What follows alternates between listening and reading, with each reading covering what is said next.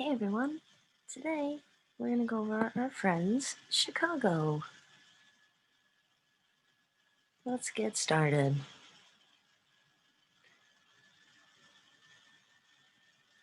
Alrighty, so in 1970, less than a year after its first album, the band released a second album titled Chicago 2, which is also a double LP.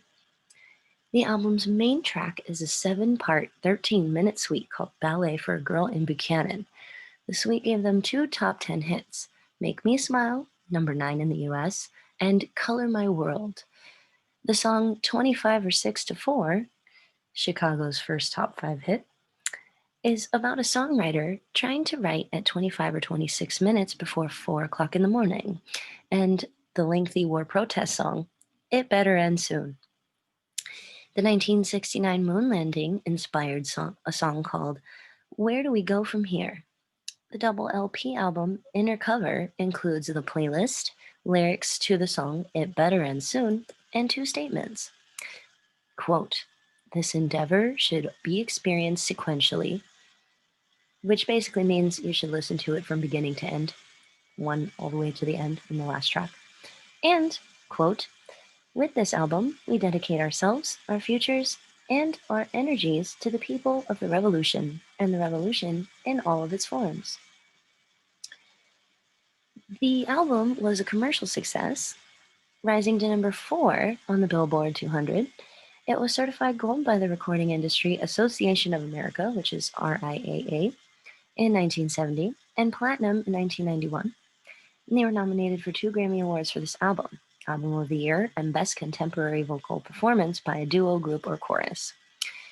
Chicago 3, which was yet another double LP, was released in 1971 and charted at number 2 on the Billboard 200.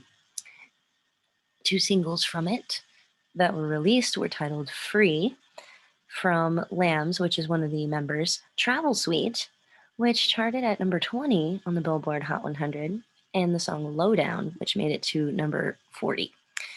The album was certified gold by the RIAA and in 1971 and platinum in 1986. And the band released LPs at a rate of at least one album per year, starting with their third album in 1971 all the way to through the 1970s. During this time, the band's album titles were of the band's name followed by a Roman numeral. The exceptions to this scheme were the band's fourth album, a live box set called Chicago at Carnegie Hall, and their 12th album called Hot Streets, and then Chicago 13 with regular numbers instead of Roman numeral numbers. Now, while the live album itself didn't have a number, the 4 discs within the set for the Chicago at Carnegie Hall were numbered volumes 1 through 4 in Roman numerals. Okay, so in 1971, they released Chicago at Carnegie Hall, volumes 1 through 4, considered a quadruple LP, which had live performances, mostly music from their first 3 albums, from a week-long run at Carnegie Hall. Chicago was the first rock act to sell out a week at Carnegie Hall straight, and the live recording was made to mark that milestone. In recognition of setting Carnegie Hall records and the 4 LP live recordings, they were awarded a Billboard 1972 Trendsetter Award. And the album went gold right away and then multi-platinum status.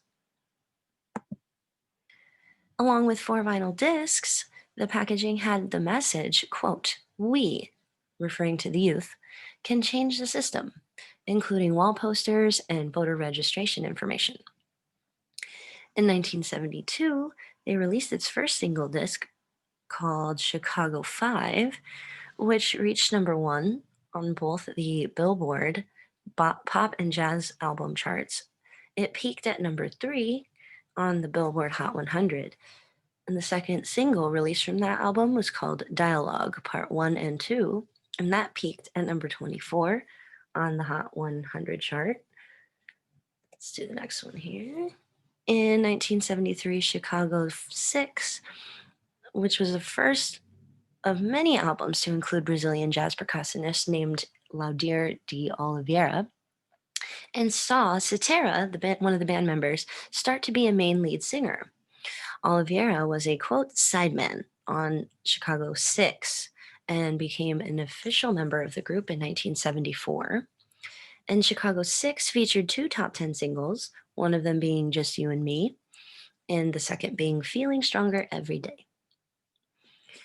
Chicago 7 was a double disc, 1974 release, and three singles were released from this album, one being I've Been Searching So Long, second being Call on Me, which both made it to the top 10, and then the Beach Boys cover song of Wishin' You Were Here, which peaked at number 11. Billboard magazine reported in October 1974 that the group had 7 albums, which was their entire music catalog at the time, and were all on the Billboard 200 simultaneously, which put them 7th in a list of artists that were in that category. And their Chicago 8 album in 1975, which was number 13 on the top 100 chart, had a song called Old Days, which was number 5 on the chart. That summer, they did a joint tour across America with Beach Boys, which is pretty sweet. And the two acts would perform separately, and then they would come together at the end for a finale. Now, Chicago 6, 7, and 8 albums all made it to number 1 on the Billboard 200, were all certified gold the same year they were released, and all have been certified platinum. Chicago 6 actually was certified twice for being multi-platinum in 1986 as well. Now, Chicago 9, which is considered to be Chicago's greatest hits, which was released in 1975, became the band's 5th number 1 album in a row on the 200 chart.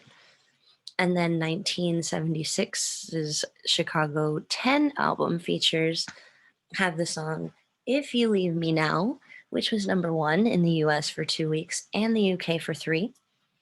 It was the group's first number 1 single and got them their only Grammy Award to date, the 1976 Best Pop Vocal Performance by a Duo, Group, or Chorus in 1977.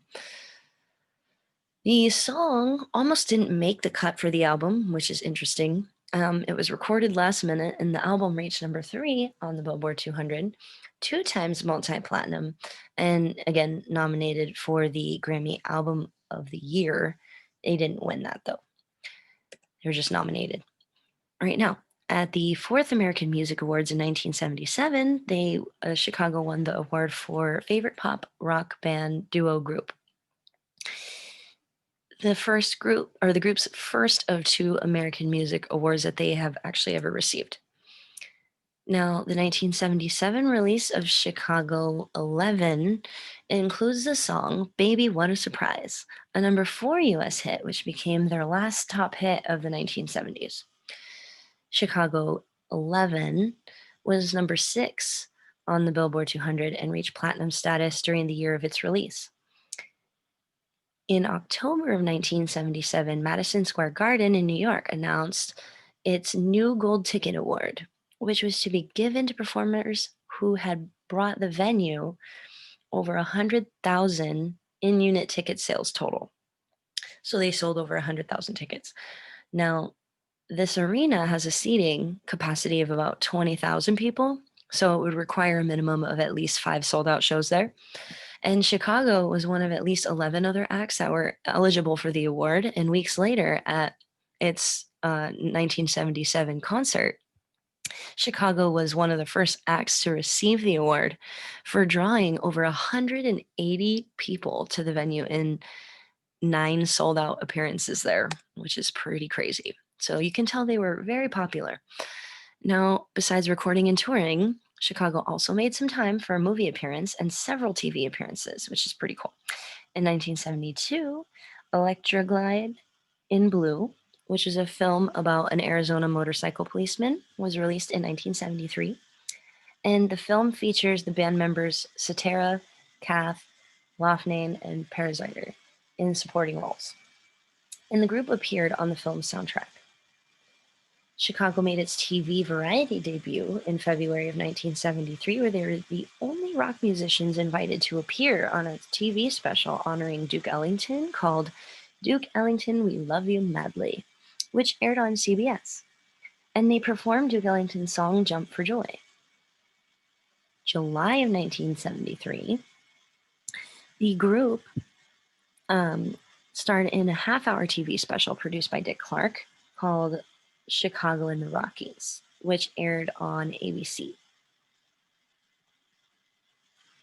Now the song, Meanwhile Back at the Ranch, oh, just kidding, not the song, TV show. Meanwhile Back at the Ranch aired on ABC in August of 1974.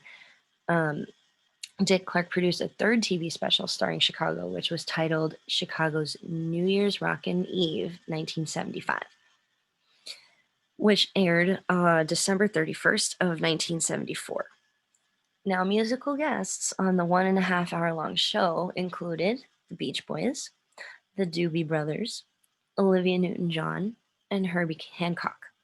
And it was the third Rockin' Eve that Dick Clark had produced, and he had hoped that Rockin' Eve format would become a yearly TV custom, which it actually did until he passed away. All right, now the song we're going to listen to today is the one that gave them the only Grammy Award, which is If You Leave Me Now. Now, the song is from their album Chicago 10. It was written and sung by their bass player, Peter Cetera, and released as a single July 31st of 1976. The single topped the Billboard Hot 100 chart in October of 1976 and stayed there for 2 weeks, making it the first #1 hit for the group, as well as hitting #1 on the easy listening charts. This song was also Chicago's biggest international hit, topping the charts in the UK, Austria, Ireland, Canada, and the Netherlands. And in the UK, it stayed at the #1 position for 3 weeks, and it was one of only 5 non-disco songs to make it to the #1 in the US in the 9-month period of 1976.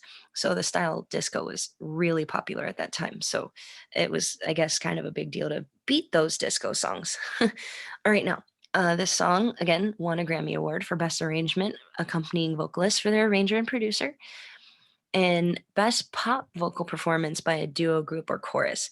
So their arranger and producer got a Grammy as well for this song, which is pretty sweet. So again, it was the first Grammy Award that was won by the group, and it also received a Grammy nomination for Record of the Year, which it didn't win, unfortunately. But by August of 1978, it had sold 1.4 million copies in the US by itself, which is pretty crazy. Now, in 2010, Chicago teamed up with the American Cancer Society and offered the chance to bid on the chance to sing their hit, If You Leave Me Now, with them on stage live at their concerts, with proceeds going to the American Cancer Society to fight breast cancer. And the fundraising effort was very successful, and they've continued in the following years. All right, now, so we're going to take a listen to this song. It's a live version from the 1970s, so it's very dated. It's not the best quality in the world, but hey, it's a live performance and something exciting to watch. So here we go. Take a listen.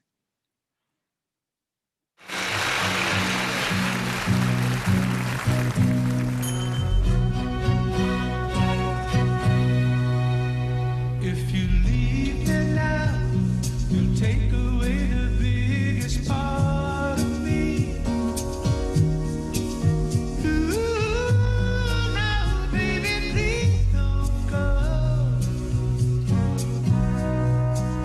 And if you leave me now, you'll take away the very heart of me.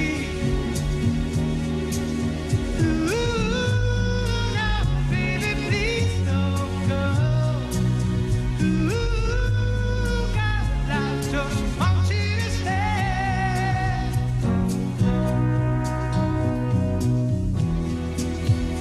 A love like ours is love that's hard to find. How could we let it slip away?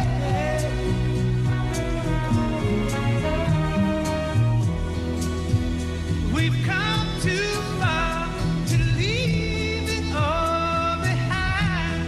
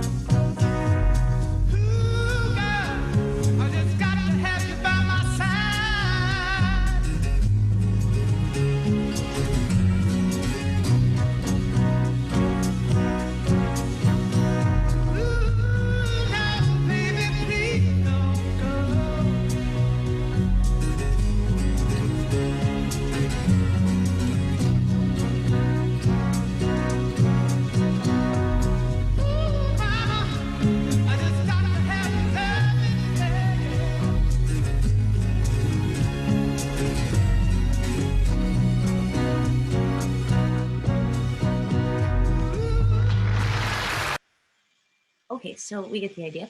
It pretty much ends there anyway. So I hope you enjoyed listening to this song. You might have heard this song before if your parents listened to them, or even if you listen to the radio that's outside of like, I don't know, Kiss FM. Anyway, um, I hope you enjoyed listening to this. Thanks for listening along with me, and I will see you next time.